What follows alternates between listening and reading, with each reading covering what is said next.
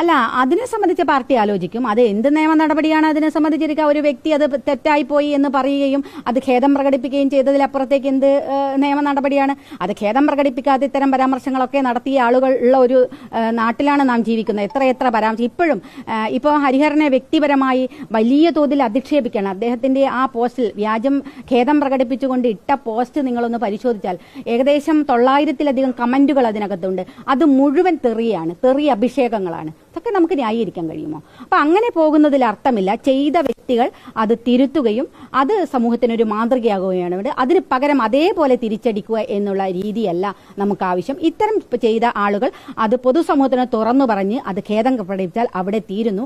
അങ്ങനെയാവണം എല്ലാവരും. ഇനി പറയുമ്പോൾ ജാഗ്രത പുലർത്തുകയും ഒരു രാഷ്ട്രീയ നേതാവും അല്ലെങ്കിൽ ഒരു പൊതുപ്രവർത്തകരും അത്തരത്തിലുള്ള പരാമർശങ്ങൾ പറയാനുള്ള സാഹചര്യം ഉണ്ടാകരുത്. ഏറ്റവും ജാഗ്രതയോടുകൂടി മാത്രമേ ഈ വിഷയങ്ങളെ സമീപിക്കാവൂ എന്നത് തന്നെയാണ് ഞങ്ങളുടെ സമീപനം.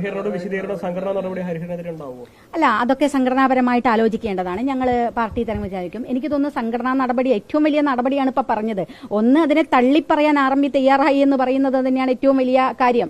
അത് ഞാൻ പറയാം, ആ കാര്യത്തിൽ RMB മാതൃകയായി എന്ന് പറയുന്നത് അതുകൊണ്ടാണ്. അതുപോലെ തന്നെ ഹരിഹരനും അത് തെറ്റാണെന്ന് മനസ്സിലാക്കുകയും അത് നിർവ്യാജ്യമാണ് ഖേദം പ്രകടിപ്പിച്ചത്. മണിക്കൂറുകൾക്കുള്ളിൽ അത് ഖേദം പ്രകടിപ്പിച്ചിട്ടുണ്ട്.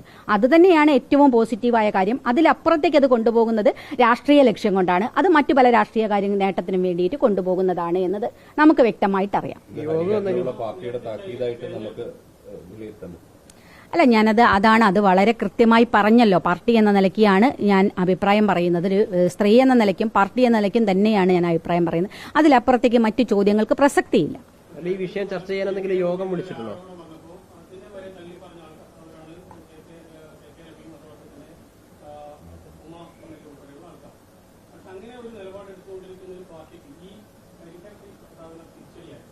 അല്ല, അതെന്നറിയാം, ഞാൻ പറഞ്ഞ ഏതൊരു വ്യക്തിയായാലും ഈ സമൂഹത്തിലുള്ള ഒരുപാട് ജീർണതകൾ പലരുടെയും മനസ്സിലുണ്ട് എന്നുള്ളതാണ്. അത് അറിയാതെ പുറത്തു വരുന്നതാണ് നമുക്ക്. അതൊരു പാർട്ടിയുടെ തെറ്റായിട്ട് ഞാൻ അതിനെ കാണുന്നില്ല. അതൊരു പാർട്ടി എന്ന നിലയ്ക്ക് ആലോചിച്ച് നടത്തിയ ഒരു കാര്യമല്ല.